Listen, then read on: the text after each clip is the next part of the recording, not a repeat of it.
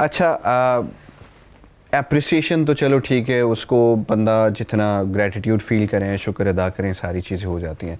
Criticism को कैसे face करते हैं आप दोनों?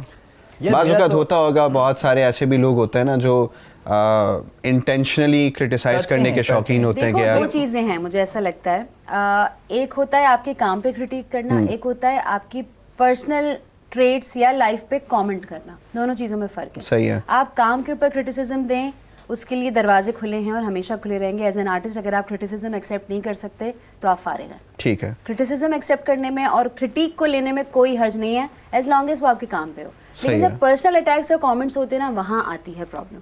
और मुझे तो प्रॉब्लम होती है कि पर्सनल अपीयरेंस पे या हेट कमेंट्स भी आप दें, कोई मसला नहीं है, लेकिन जब अपीयरेंस पे बॉडी शेमिंग जब होती है तो वहाँ मुझे प्रॉब्लम होती है। And then I hit back.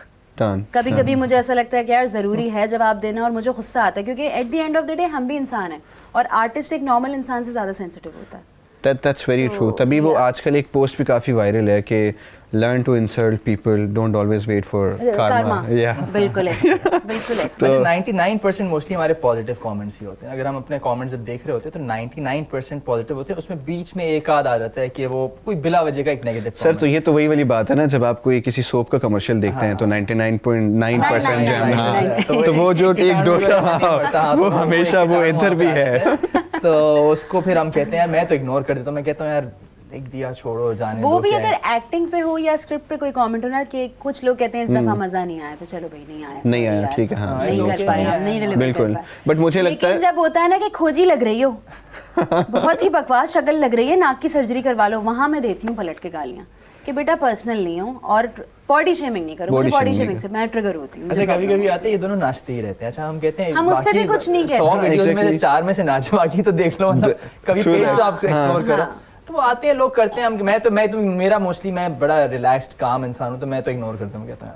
But Ronnie, आपको नहीं लगता कि मोस्टली जब लोग क्रिटिसाइज करते हैं काम को लेके, अभी जैसे आपने बताया ना कि यार इस ड्रामे में मज़ा नहीं आया, आपको नहीं लगता यूजुअली ये वो वाले एक्टर्स होते हैं जिनका काम आपको कभी समझ नहीं आता, लेकिन वो फिर बैठ के दूसरों को ये बता रहे होते हैं कि यार पता नहीं है इसमें। लेकिन पता है मुझे होता है कि काम पे बोल रहे हैं ना, ठीक है, अगर आपको कोई व्यूअर आपको अपनी राय दे रहा है, सही है, ठीक है, वो आपकी ऑडियंस है, आपका व्यूअर है, उसको आपका काम अच्छा नहीं लगा, अब वो किस भी वजह से नहीं लगा, वो किसी पर्सनल रीजन की वजह से भी नहीं लगा ना, कोई मसला नहीं। काम पे बात हो रही है, काम अच्छा लग रहा है, 50 को अच्छा लगेगा, 50 को अच्छा नहीं लगेगा। आज भी दुनिया में ऐसे लोग मौजूद हैं जिनको टॉम क्रूज नहीं पसंद, आज भी ऐसे लोग हैं जिनको आमिर खान की एक्टिंग नहीं पसंद। सो फेयर इनफ, सही है, नहीं समझ आ रहा, नहीं आ रहा, आप उस पर जबरदस्ती नहीं कर सकते। बस ये कि आप काम की हद है, पब्लिक पर्सनैलिटीज हैं, बिल्कुल हैं, पब्लिक प्रॉपर्टी और पब्लिक पर्सनैलिटी होने में बहुत फर्क है। लोगों को लगता है ये क्योंकि एक्टर्स हैं तो ये हमारी प्रॉपर्टी हो गए, तो अब हम इनके रंग पे, इनकी नस्ल पे, इनके रिलीजन पे, इनकी आउटलुक पे जो कहना चाहें हमारा हक है, ऐसा नहीं। मैं तो ये बड़ी जो आते हैं नेगेटिव कमेंट्स, वो मोस्टली अटेंशन चाह रहे होते हैं कि यार मैं कुछ हाँ, उनका ये, मैंने यही भी नोटिस किया कि अगर आप उसको रिस्पॉन्ड करोगे, आप उनकी ओपिनियन नहीं बदल सकते। वो वापस रिटेलिएट ही करते हैं कि उनको मजा आ रहा था कि यार इसने मुझे रिप्लाई कर दिया, अब तो हर पोस्ट के नीचे, हाँ एग्जैक्टली, तो मैं कहता हूँ क्यों टेंशन दी, तो इसलिए आई यूजुअली इग्नोर। बेस्ट है सर, बिकॉज इग्नोर के अलावा तो फिर और ऑप्शन ही नहीं है ना, आप कब तक बहस करते रहेंगे कि यार ये हुआ। रॉनी, अगर भाभी की मैं बात करूं तो इनके तो फैमिली ब्लड लाइन के थ्रू एक्टिंग सारी चीज़ें हैं यहाँ पे। अगर आपके बचपन की मैं बात करूं, क्योंकि सिंगर तो आप माशाल्लाह, you are one of the greatest live singers of your time, I agree, है ना, बिकॉज हम भी एक लाइव कॉन्सर्ट में गए थे, जो जैसा मिराज और फिर जो लाइव, वो हार्डली कोई बैंड या हार्डली कोई वोकलिस्ट करता होगा। लेकिन अब मुझे लगता है कि बहुत सारे लोगों को इस चीज़ का नहीं पता, हाँ। तो ये मेंशन करना बड़ा ज़रूरी है। अभी हाल ही में किसी ने मुझसे पूछा कि यार वो कुछ सिंगर्स के उन्होंने नाम दिए कि इवेंट के लिए हमें लाइव सिंगर्स बैंड चाहिए, तो मैंने तो उस टाइम पे भी बता दिया था, मैंने आपके वीडियोज़ निकाले, मैंने कहा यार ये बंदा है, इसको देख लें ज़रा, सिर्फ रील्स नहीं बनाता, ये गाता भी है। तो रॉनी, मुझे बताएं, बचपन से था ये चीज़ कि यार सिंगर बनना है या एक्टर बनना है, या यार बचपन में तो बहुत शौक थे, क्रिकेटर बनना था मेरे तो एक ज़माने में। वो तो बन गया।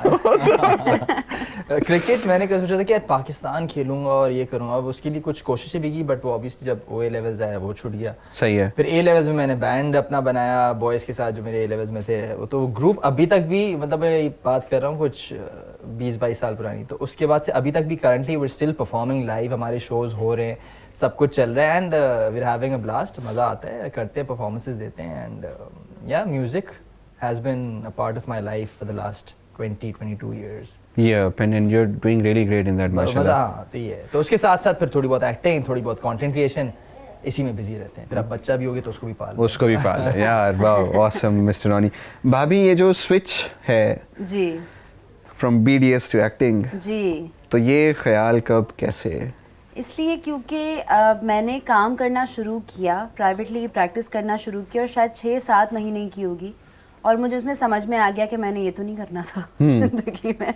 पढ़ने के बाद प्रैक्टिस की, मैंने कहा नो बॉस, इसमें तो मज़ा नहीं आ रहा. फिर हमने शादी की, उसके बाद थोड़ा सा मैंने ब्रेक लिया, फिर मैं टीचिंग में चली गई. फिर मैंने टीचिंग की, फिर मैंने कहा यार इसमें भी मजा नहीं आ रहा, ये तो बैड सीन. सुबह जाए 7 बजे उठ के तो मसला हो रहा है, आप ये तो मजा नहीं आ रहा. बच्चे कितना तंग करते हैं, ये हो गया वो हो गया. एक क्लास में सोचो यार 40 बच्चा, कैसे एक इंसान संभाले. मैंने कहा यार ये इसमें भी मजा नहीं आ रहा, ये तो प्रॉब्लम हो रही है, तो ये कैसे हो सकता है. और मेरे ससुराल में जब मैं शादी करके गई हूँ, सब काम पे, मतलब सब काम करने वाले लोग हैं ना. घर में सिर्फ मेरी सास होती है, बाकी सब सुबह उठे और ऑफिस चले गए. मैं भी उस वक्त ऑफिस जाता था, सुबह 7 बजे इसको स्कूल छोड़ूं, फिर मैं वापस आके चेंज करी, फिर मैं ऑफिस जाऊं, फिर ये खुद वापस घर आए. तो अजीब ही हमारी रूटीन. और जब आपने जब ऑफिस छोड़ दिया तो आप क्लासेस लेने निकल गए. तो फिर मैं क्लासेस लेने ये एक अलग स्टोरी है, पूरी अलग दुनिया की, कि बताए बगैर मैंने एक्टिंग ज्वाइन कर ली, नापा ज्वाइन कर लिया, वहाँ से थिएटर पढ़ा. तो बड़े बहुत हमने शादी के बाद ये सब, शादी के बाद हम इंतजार, मतलब उसमें थे कि यार करना क्या है जिंदगी के साथ. पहले अब शादी को तो कर ली, अब क्या करना है. सही है. मतलब आपको क्या करना है, मुझे क्या करना है. फिर अल्लाह ताला ने खुद ही रास्ते बनाए. हमने बैठ के बात की कि भाई क्या करना चाहिए. उन्होंने कहा तुम्हें क्या करना है. मैंने कहा एक्टिंग में बहुत मजा आता है, तो कहना एक्टिंग करो. मैंने कहा कैसे करूँ, घर वाले क्या कहेंगे, लोग क्या कहेंगे वाले मसले. मैंने कहा नहीं करो, ऐसी मैं हूँ ना, क्या मसला है. तो शुरू कर दिया अल्हम्दुलिल्लाह. उसके बाद थोड़ा थोड़ा बैकलैश आता रहा घर वालों से, लेकिन वो सेटल हो गया मामला, क्योंकि मैं शादीशुदा थी. फिर इनकी बारी आई, इनको हुआ कि यार मुझे भी मजा नहीं आ रहा.